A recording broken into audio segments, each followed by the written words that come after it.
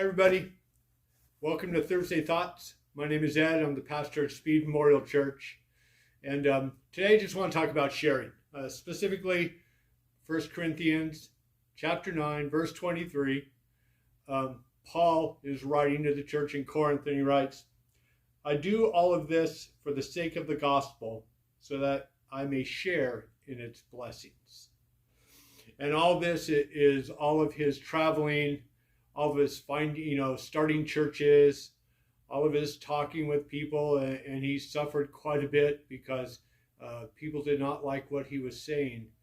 But he did all of that so that he could share in the blessings of the gospel being the good news about Jesus, that Jesus was the Word made flesh. Jesus was God made human, God in human form. And so he was sharing that good news with people and letting them know that as they decided to follow Jesus, that they would become new creations, that they were new creations. And that because of that, their fellowship or their circle of friends or the people that would most understand them would be other Christians. And he wanted to share in those blessings. He wanted to share to be in the circle. He wanted other people to understand the peace that comes through faith in Jesus. And he wanted to share in the blessings, and the blessing is the unity, the fellowship that people have. Because see, to love God is to love people. It's fellowship with Jesus means fellowship with other believers. Sharing, and the word share here is it's koinonia in the Greek, but what it means is an intentional participation in each other's lives. And we grow up in a culture that values individualism at the highest levels, and so the immersion we have into each other's lives is sometimes limited just by the way we were all raised. Like it's my business kind of thing, which is good. That's how I was raised. That's what I believe. I think the individual rights are valued at a high level. I value them. I live them.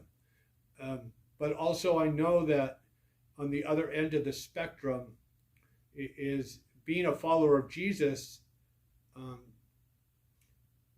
includes other people's business and letting other people into my life to the level at which I'm comfortable with.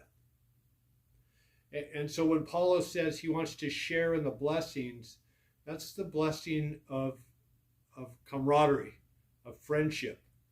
Someone you can talk to who's going to be merciful. Someone you can talk to who's going to be forgiving. Someone who you can talk to who's going to come back to the table. I was in a men's group way back in the day, and that was one of the first things, one of our principles was that no matter what, if you think you're being insulted or you think that someone's disrespecting you, that probably it just needs to be talked out. And so we would make a promise to each other, a covenant, that we would always come back to the table to meet and to settle things and to figure it out, to see whether we were truly have to divide the group, or whether maybe it was just a misunderstanding and we just agree to disagree on some things, but understanding that the unity of the group was the most important thing. And that's a blessing to have that around you, to have people around you that agree with that philosophy, that the blessing is the group. We've been given a gift by Jesus, this new life, and we share it with each other, and that's it. Fellowship with Jesus is fellowship with other believers.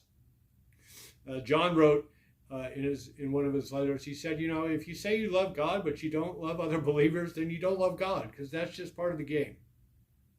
That's part of the situation that we live in. That's how God designed it, was for us to love each other, to love him, and to love, and the spirit that we get from loving him is in fact the spirit that has us love each other and to participate in that blessing. So just a thought for today as you go around. Consider your fellowship and your friendships and you're gathering with other people that believe in Jesus as a gift, as a blessing. And I think the Holy Spirit, the Spirit of God, that Spirit of unity, will animate you, will animate your heart, strengthen it. I hope you guys have a great day, and I hope you have a great week, and I'll see you in church on Sunday.